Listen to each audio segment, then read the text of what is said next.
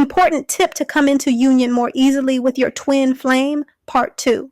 Article written and narrated by Spiritual Advisor Samantha Dickerson.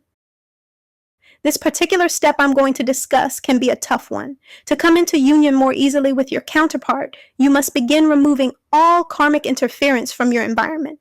Understand this. You and your counterpart are mirrors of each other.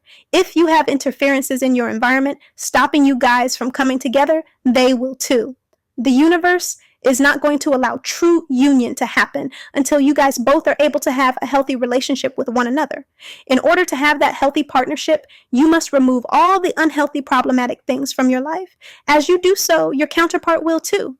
One of you just has to be willing to make these moves first, and if you are here listening to this post, that means the universe probably wants it to be you. If that upsets you and you're saying to yourself, well, why does it have to be me first?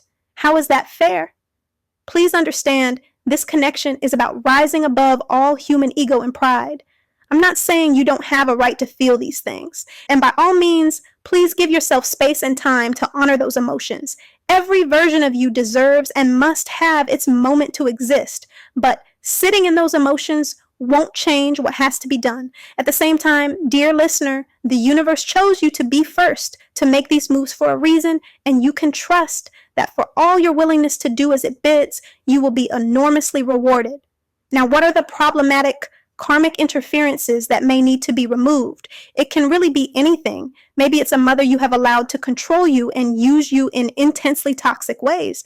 Maybe it's a job that you hate that doesn't pay you enough when you know that you're worth more. Maybe it's a partner that you're afraid of leaving because you have so much of your life tied up with them and you know it won't be an easy task because it will bring a huge emotional fallout. It could even be that you're living in the wrong city, state, or country for your twin flame connection to thrive. Whatever it is, begin to ask yourself honestly what needs to be removed to create space for this connection. Make a list if it helps and check off the items as you go. That's pretty much it for this step. Easier said than done, I know, but it's the only way for you to have a true and healthy union come about with your twin flame. Note, if you begin to do all these things and you don't see your counterpart mirroring you right away, don't get discouraged.